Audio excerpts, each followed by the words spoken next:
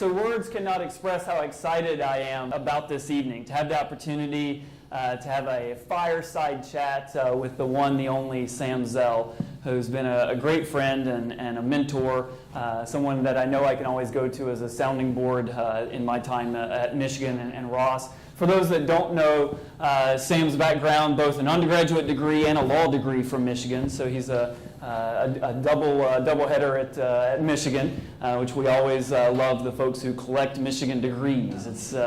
It's ingrained.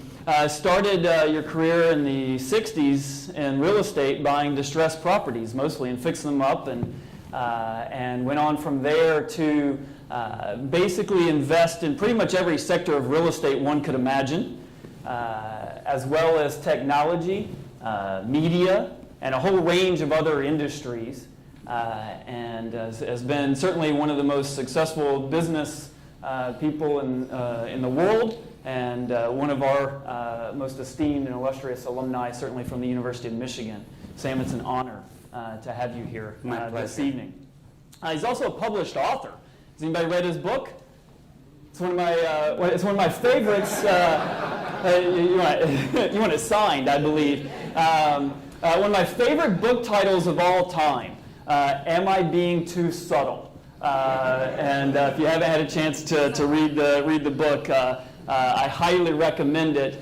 Sam has been a huge supporter of our entrepreneurship initiatives and programs. The Zell Institute at the Michigan Ross School of Business has really elevated the impact of entrepreneurship, not only at the University of Michigan, but since his investment in the Zell Institute, and even before that, the entrepreneurial ecosystem in Southeast Michigan and throughout the Midwest has grown as a result of his contributions. Now, each year we're third, fourth, fifth in the country in entrepreneurship in the middle of the country, and that's pretty impressive. So tonight we're going to talk about a range of things. We're actually going to start. One of my favorite sayings that I've heard Sam say a number of times, in particular to our students, as well as our alumni actually, is anything is possible.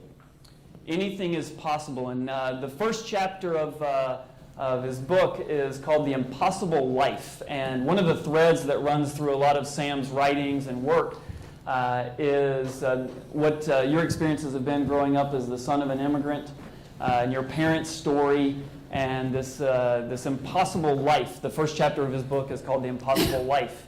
Can you tell that story and how that evolved to this belief that anything is possible? I was born 90 days after my parents came to this country. So my parents landed in Seattle May 18th, 1941, and I was born September 28th, 1941.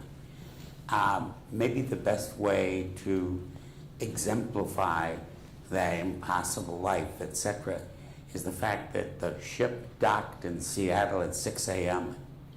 and at 6 p.m. my parents went to their first English class, which is indicative of the immigrant. And I dedicated the book to the immigrant. And more than anything else, I grew up in a household where my father and mother constantly reassured me or told me that this is America, this is where the streets are paved with gold, and that gold is not what you pick up, it's the opportunity to pick it up. That's what America really is all about. And therefore, I grew up in an environment where I didn't know that anything wasn't possible. And so and over the years, people would come and they'd, come and have lunch with me or whatever, and they'd say, geez, how did you do that? And I basically answered that I didn't know I couldn't. And if you don't know you can't, then there are no limitations. And so in the same manner as we became the largest real estate player in the world at one point. At one point in 1980, we didn't like the commercial real estate business. And my partner and I sat down and talked about it and said, well, what are the criteria, that makes for a good real estate deal? And I said, what are the criteria for a good business deal? Market share, all of the issues are the same. And so we said, let's spend the next 10 years bringing ourselves to a position where we're 50% real estate and 50% non-real estate. And we did that and more. So we adapted to a lot of challenges, but it's all about the fact that anything and everything is possible in this environment. And we need to recognize that. Yeah. And how have you, over the course of your career, in the early days, more recently, instilled that perspective, that worldview that anything is possible in others? Because you may have it, but how do you get other people to see? I think that maybe the best answer to that question is there is no better opportunity than to lead by example. And I have been the leader of, this is give or take 50 years since I started doing this, since I graduated from law school. Mm-hmm. And more than anything else, I've set the example. And I've set the example by, taking on new challenges, climbing new mountains, maybe starting with a rope, pulling somebody up behind me. But then, they found they could do it, and my job is to be the cheerleader. And today, at this point in my career, I spend my whole day sitting there and getting pitched by my people, and with ideas and challenges. And my job is to, refine their ideas and reorient them and challenge them to take it the next step. Yeah. I've met a number of your employees, and a number of them are Michigan graduates. And one of the things that's universal when they talk about what it's like to work with and for Sam is it's not always easy. You will challenge them, but they know that you believe in them. And there's something about how you've cultivated a culture. Well, you don't, obviously this is a little cliche-ish, but you don't kill the messenger. The answer is that, as I say to my people all the time, take me on. I'm not afraid to defend my position. Neither should you. And so you got to take me on if you think I'm wrong. And nobody is quicker to acknowledge that they're wrong than I am. Because ultimately the environment that I create is a one of access, is a one of not negotiation, but interface among people. We have a very unusual environment in that we've only had one person recruited at a senior level away in 50 years. Wow. One. And he came back. That was going to be my question, is what happened to that person? He came back after less than 6 months. So when he came back, I sat down with him and I said, Richard, I don't understand. You got a much bigger title. You got paid significantly more. Why did you come back? And he said, it's very simple. He said, I sat at my desk, and if I had a problem, and I was here, I'd get up, and I'd walk into your office and say, here's the problem, what do we do? I said, he said, in my new job, I write a memo. And then I wait 2 weeks for somebody to respond to me. He said, that isn't fun. And I think that, there's been a historical perspective that, fun is a very, very important part of success. And, many years ago, I was interviewed by the Wall Street Journal. This is like 1985, and I managed in the first 20 years of my career to stay under a rock.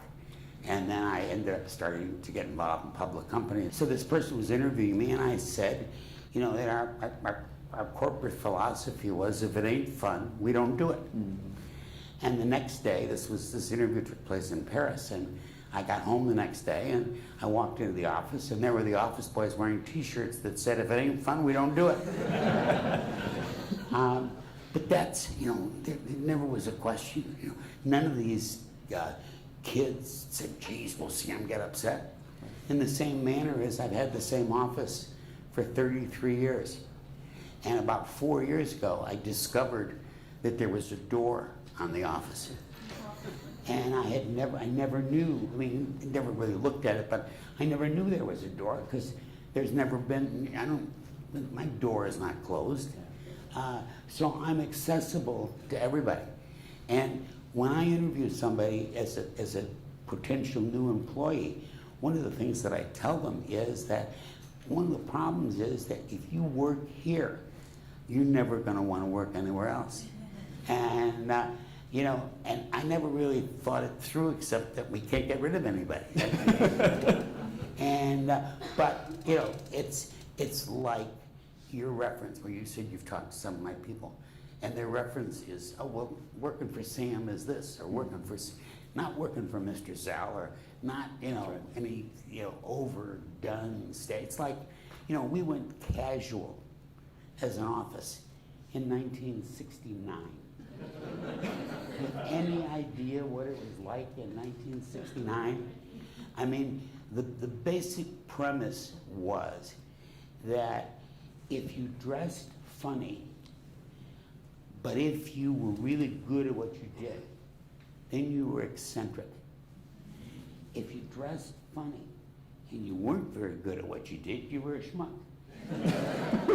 So we were, when we talk about motivation, we talk about motivating our people. And you motivate them by creating an environment where they can excel. Mm-hmm. And yet they also aren't obligated to artificial standards. Like, is somebody smarter because they wear a tie? I don't think so. And the result is, we have funny things happened over the years. One of the funniest things that ever happened was I had a partner who unfortunately died, but he wore the same work boots, the same jeans. He went to Michigan, by the way, and the same plaid sweater, that's his shirt, every day to work. And one day, the chief investment officer of CalPERS was in, California Public Employee Retirement System, which I think is the largest investor in the world. Mm-hmm. And Lurie, my partner, walked by, and she looked at him and said, would you mind getting me a cup of coffee? And he did. And he said, yes, exactly. Sure. And it was only later that she figured out who it was. But that's part of creating a culture. That's right. And creating an environment where everybody is connected. I mean, and that creates a sense of loyalty that ultimately emanates and results in experiences and exponential performance. Yeah. Let me come back to you don't kill the messenger. Nobody's always right. Nobody's always wrong. You've taken a lot of risks in your own career with the investments that you've made. You're a self-described contrarian, right? You've been noted as someone who runs towards the fire, not away from it, and finds opportunity in that fire. How do you think about risk? And how does that shape which investments you find interesting and attractive, and which investments you actually do run from? How do you think about risk, and how does that shape what you invest in? Well, I think that first of all, I think that we start with an enormous respect for the risk of execution. I can't tell you how many times, it's like I have a watch here. If my watch has one moving part, then it has a very small probability of not working. Right. If my watch had 50 moving parts, then there would be another 49 potential reasons why it didn't work. In the same manner, when somebody comes to me and they say, wow, we have this great opportunity, we're going to do this and we'll sell this and then we'll buy this. And I look at him and I just look at him and I say, that represents, enormous risk. That what happens if you get into the third step and it doesn't work? Where do you go from there? So I think what it is you're attempting to do is critically important. I think that I've always looked at risk, kind of if you take a quote from Bernard Baruch. Bernard Baruch was a financier who sold out before the Depression in 1929. And his famous quote was, "Nobody ever went broke taking a profit." In the same manner, when I look at risk, I don't worry a lot about it being too good. That it'll overwhelm me with riches. The problem is always, what's the downside? And if you can control the downside, you can control risk. So in the book, I talk about a deal where before we did it, we did an elaborate analysis, and the question that I put to my people was, how much risk are we taking? Here's the price we're paying. Let's do a fire sale analysis of the opportunity. And we did. And they came back and they said, you're taking $50 million worth of risk. And then all kinds of terrible things happened. There were fires and this in California. There were fires, race riots, and earthquakes, and we almost went under. And at the last minute, we sold the company, and we lost $50 million. Well, losing $50 million was not fun. But from my perspective, as an investment, it was very effective because we had correctly assessed the risk. If during your career you correctly assess the risk, then the likelihood of you excelling is very high.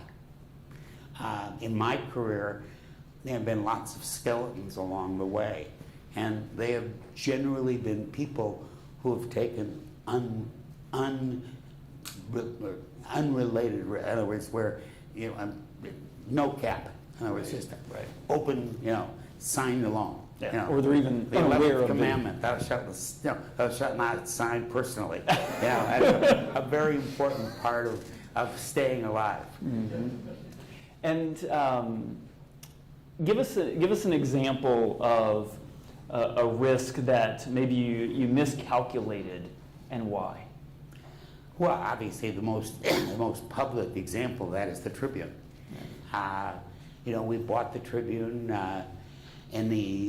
We committed to buy it in the middle of 2007. We closed it at the end of 2007. We were, I thought, pretty realistic about it. We basically looked at the assets, and we did the equivalent of an asset take-apart process, and concluded that if we could get there, that there was an enormous opportunity to unbuckle and unplug all the different pieces. We were realistic that the newspaper business wasn't terrific.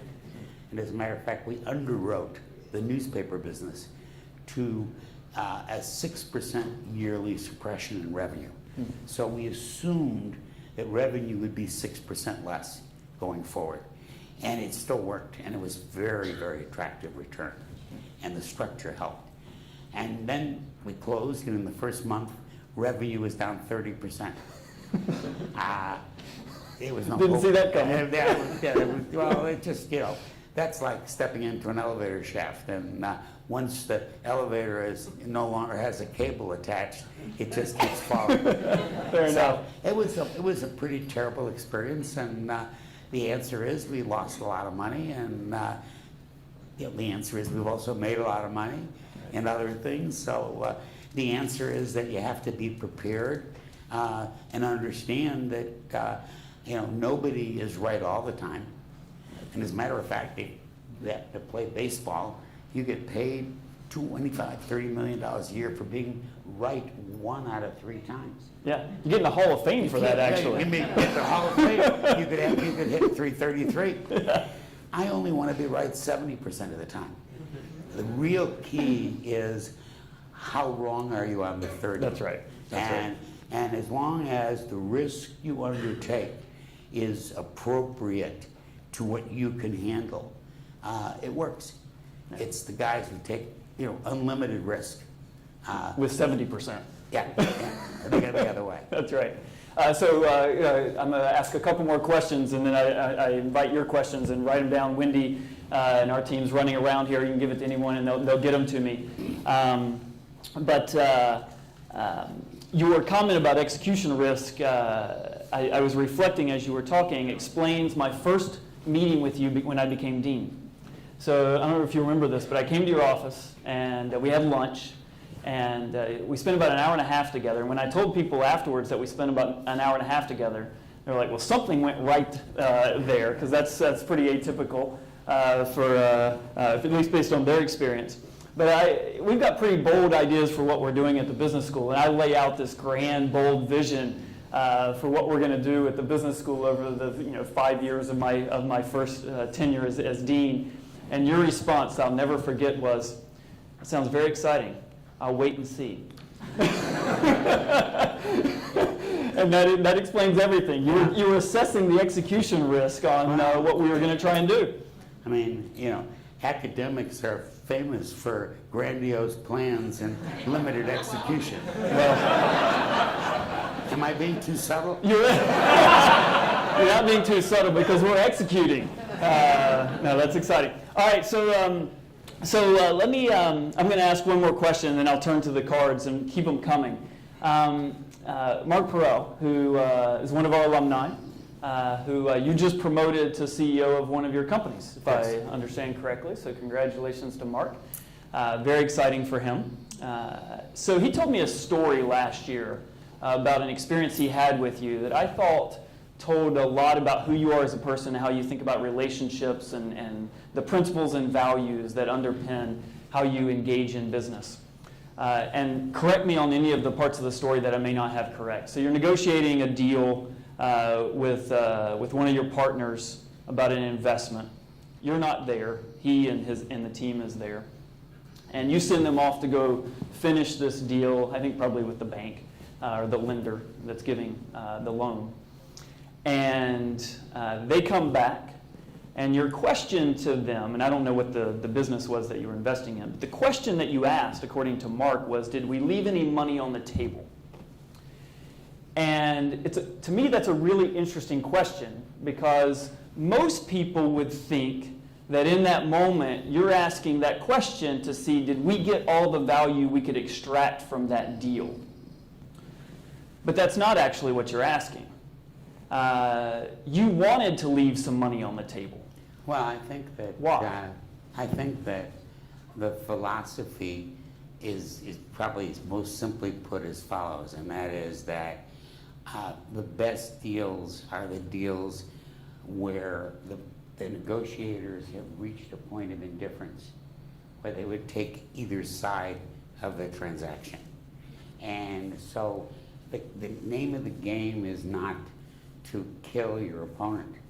The name of the game is to jointly reach a solution that's mutually beneficial. I mean, one of the funnier, I think I covered this in the book, but I've had a number of stories like this where we were selling some, I think, convertible debt, I think, for one of our companies about 20 years ago. And Merrill Lynch was the agent for it, and we schlepped around the country and we collected all the orders, and then we went to New York for the quote big meeting with with the underwriter, and everybody sat around this table, and there was a lot of formality. And the guy from Merrill Lynch said, "We are prepared to buy your offering at 6.5%, which was the rate." And I looked at him and I said, "Does that mean you would do it at 6 3/4?" And he said, don't think you heard me. I said, we would be prepared to buy it at 6.5. I said, so therefore you would be happy to buy it at 6.75. He said, no. He says, 6.5. I said, no. I said, the extra quarter of a point cost me almost nothing, maybe $1 million on a $150 million transaction. But I'm a consumer of capital, and I'm going to be continuing back at the trough many, many times in the future. And for $1 million, I can make everybody who bought this offering happy tomorrow morning. Risk reward, how much did I risk to gain a reward that meant that in the future when I went to the capital markets for money, we had unlimited availability because the word was that, quote, we left something on the table. And believe me, nobody is better at representing myself, and I leave something on the table because ultimately I want to re-engage. I mean, many years ago, and actually this was in Michigan, I went to buy a shopping center in Adrian, Michigan. And I went there, and I had heard about this guy, and I heard he was difficult. And I said hello, and he said hello, and he said, I want you to know nobody has ever done a second deal with me. This was before he said, how are you? I mean, and of course I said, well, and at least to myself, I said, that's because he's never done business with me. I'm, a great deal maker, et cetera, et cetera. Well, I did the deal with him, and I was sure nobody would ever do another deal with him, least of all me. So, but that's the same principle. It's the same principle of leaving something on the table. It isn't leaving something on the table. It's, quote, negotiating in a manner to achieve a result where both sides have a very positive response to the opportunity. Yeah.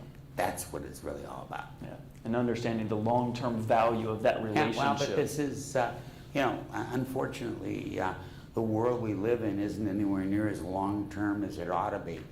I think that a great deal of my financial success is directly related to the fact that we've been long-term players, and we've, been through pluses and minuses and difficult times, but our perspectives have always been long-term solutions, not short-term scenarios.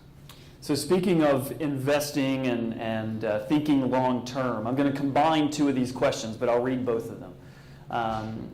One of your songs, I'm reading verbatim, one of your songs is, when people go right, I look left.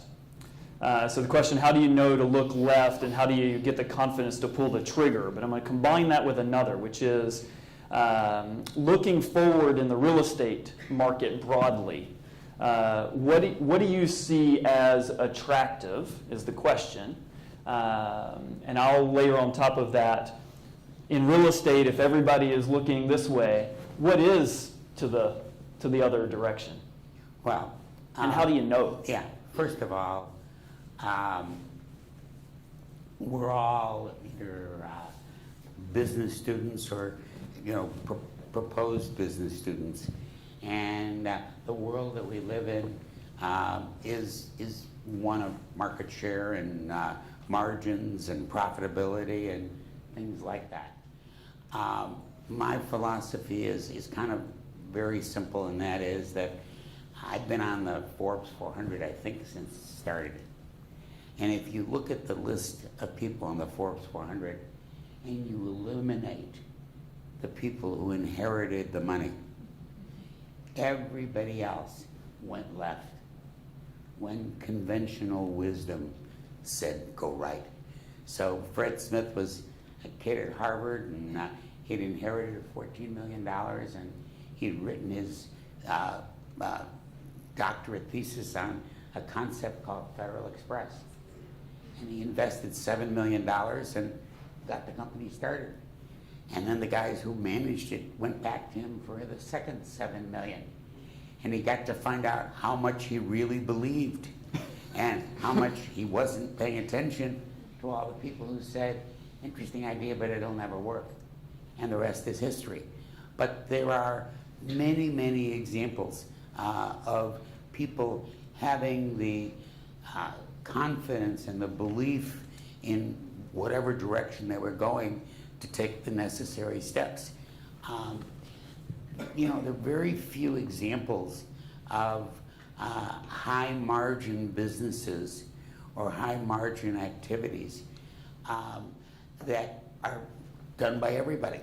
Because if they were done by everybody, they wouldn't be high margin. And that's something that's so inherently simple to understand, and yet, it's like somebody trying to make a fortune in a commodity business. There's a reason it's called a commodity, because it has access to everybody.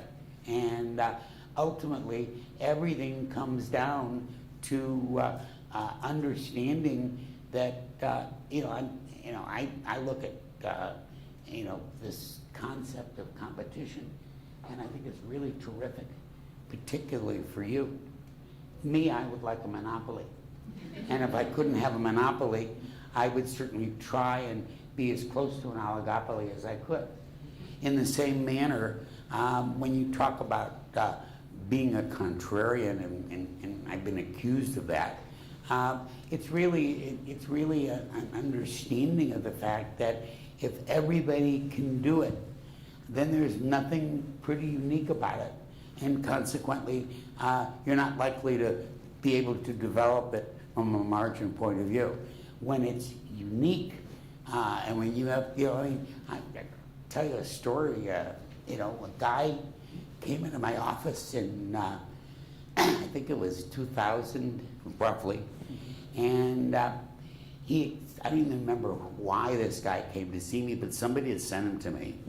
And he explained that he had been in the pharmaceutical business, and he had been a big student of the FDA, Federal Drug Administration.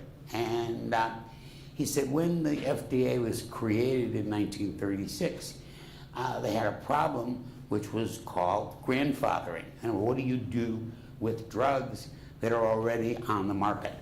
And in 1936, the number one drug on the market was aspirin. And the number two drug was something called guaiacifin, which is an expectorant like Robitussin. And when they did the FDA law, they basically said that if anybody took one of the grandfathered drugs and did an efficacy of another usage of it, that they would get a monopoly. And I was intrigued because, one, I really wasn't taking any risk on the drug, because the drug had been around for 100 years and grandfathered under the FDA. And the concept was to create long-lasting guaiacifin that would be distributed during the course of a day rather than in one shot. And I knew that there were other products that would have the same technology, so it seemed like a reasonable risk to take. It turned out that we ended up spending almost twice as much getting FDA approval, but ultimately we did. And the day after we got approval, we got a monopoly. And all of the similar products had to be taken off the shelves. And that product ultimately is probably, you're familiar with it, it's called Mucinex. And and we eventually made a fortune. But it was all about, this guy had been pounding on people's doors for years, trying to find somebody who would finance the clinical trials to prove efficacy of something that was already efficacious. That's even a word, I don't know. But the point was that, we sat there and made an analysis of the risk and the potential reward, and the risk was minimal compared to the scale of the reward. As far as the real estate business is concerned, I would suggest that at the moment, it's a little bit maybe more than fully priced. We've been a seller for the past 4 or 5 years. I'm a great believer that any day you're not selling, you're buying, and vice versa. And so consequently, we have been net sellers, and matter of fact, are sitting right now with $3.5 billion in cash in one of our companies, having liquidated an enormous amount of real estate over the last 5 years from that company, because we basically looked at what the pricing was relative to what we thought the opportunity was, and we're able to make that kind of a distinction. So I wouldn't think that the real estate business today is terrific, but I think that, you know, if you look at the history of commercial real estate since World War II, every single recession started with oversupply of real estate. The only exception was the Great Recession of 2007. That's the only time since World War II where real estate was not in oversupply. The Great Recession occurred, and then for almost 5 years, we built almost nothing in terms of new commercial construction. And then we began, and now, you know, we're now building the same number of multifamilies as we did in 1971, which was one of the all-time highs. We have a similar situation in office space, and so I think we're likely to see a softening of the commercial real estate market as supply begins to impact overall returns. Yeah, some of the big players have noted they've already started to see that. Yeah. So depending on the location. And location, yeah. So speaking of location and real estate, is Amazon coming to Chicago? Boy, I think that if Illinois and Chicago didn't have the problems that we have financially, there is no place in the country that is a better fit for Amazon. International airport, enormous supply of talent, cheap housing, absolutely perfect from every respect except that we're broke. And so is the state. And I can't imagine that Amazon would, no matter what kind of a deal they got, would be willing to undertake the potential cost of paying for past excesses. Yeah, being broke didn't stop New Jersey from offering them billions in incentives. I don't know how they were going to pay that. I promise you that Illinois had offered them billions too, and it has no way to pay it.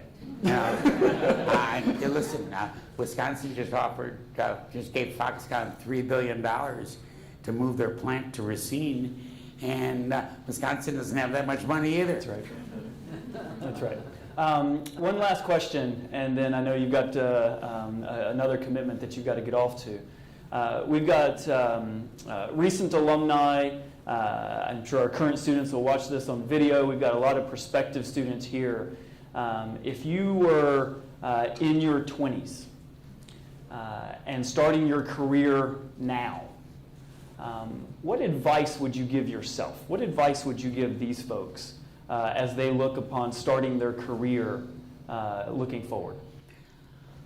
Well, I think I would probably want to answer that first by saying that, over the years I probably averaged, 20 campus kind of speeches for the last 25 years.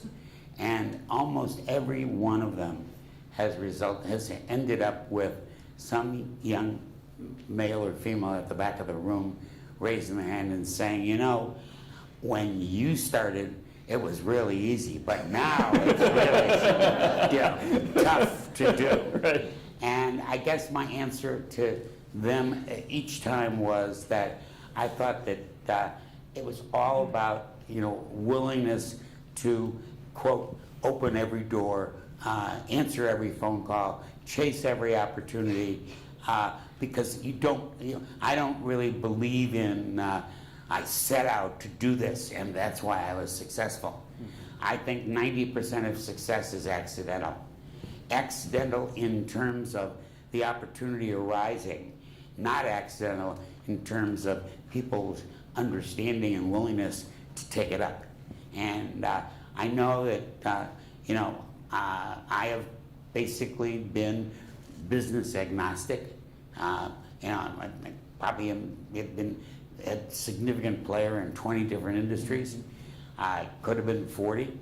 The standard has always been I don't take on a business that I couldn't run myself if I had to. So we don't design rocket engines, we don't do biotech, but almost everything else falls into the basic, what I call principles of business. And when it's all said and done, it's recognizing opportunities, seeing, that Koyasifin guy. I don't know why I saw him the way I saw him, but my immediate reaction was, this represents a drug risk I'm willing to take, whereas I would never finance a drug company, right, or a normal clinical research. I mean, this was financing something where I already knew what the answer was, but I had to prove it in order to get the ticket. Yeah. And the ticket was a monopoly. And the ticket was a monopoly. Right. So, I'm a great believer that nobody succeeds unless they really want to buy the ticket. I mean, in the book I tell the story about the Jewish man who was in the white goods business and everything was fine. He was very religious and he went to synagogue every Saturday, and then one day he went to the synagogue, and after prayers he got down on one knee and said, God, business is not as good as it used to be. I'm really in trouble and I need to win the lottery. And the next morning he woke up and opened up the paper and he didn't win. And so the following Saturday he went back to the synagogue, and meanwhile business had gotten significantly worse. And so he finished his prayers, and then he got down on one knee and he said, God, things have really gotten much worse and I'm really in trouble and I need to win the lottery. And the next morning he opened up the newspaper and he didn't win. So on the following Saturday, he's literally spent Friday preparing his Chapter 11 papers, and he tells God of this, and he says, God, I need to win the lottery. And from up on high came a voice, and the voice said, Moshe, you gotta buy a ticket. So,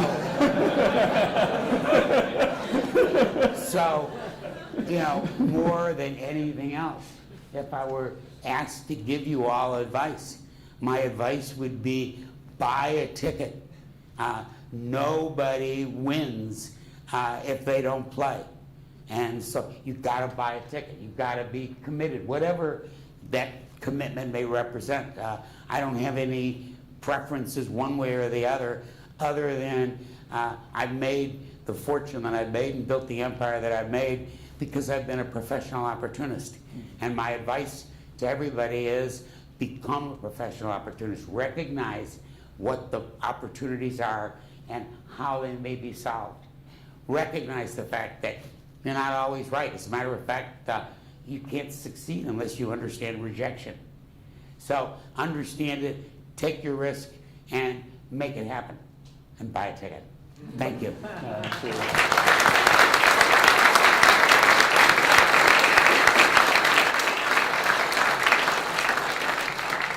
Sam, the other thing I'll say is you've made, and you know this, we've talked about it, such an impact at the University of Michigan, in particular the business school, over many years now. And it brings me no greater pride to come back to Chicago, or when I see you on campus and talk about how we are executing that vision that we talked about. But the other thing that I'll add to your advice that I think runs through everything you've done. And I was in San Francisco last week, and I haven't told you this. I had a lunch with some of our alumni out in San Francisco, and a relatively recent alum by the name of Xavier Fuller was at this lunch. And he's in private equity investments. And you were in the Bay Area, and he saw you at a diner or restaurant, and you were eating lunch by yourself. And he went to the restroom, and he's like, I think that's Sam Zell. And so he's Googling, yeah, that's Sam Zell. And so he came out of the restroom and introduced himself to you. And you invited him to sit down and have lunch with you. And he will never forget that. And you have paid forward the impact that this university has had on you in so many ways in helping us build the Zell Institute and everything we've done for entrepreneurship, being a mentor to many people, and investing in our students in ways that they will never forget. And they'll be the future Sam Zell. So thank you very, very much. My And thank pleasure. all of you.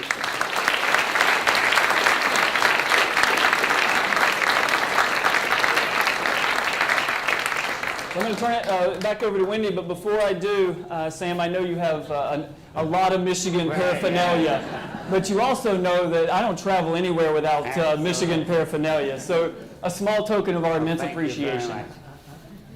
Hopefully we'll win on Saturday and then it'll be worth it. There you go. Thank you.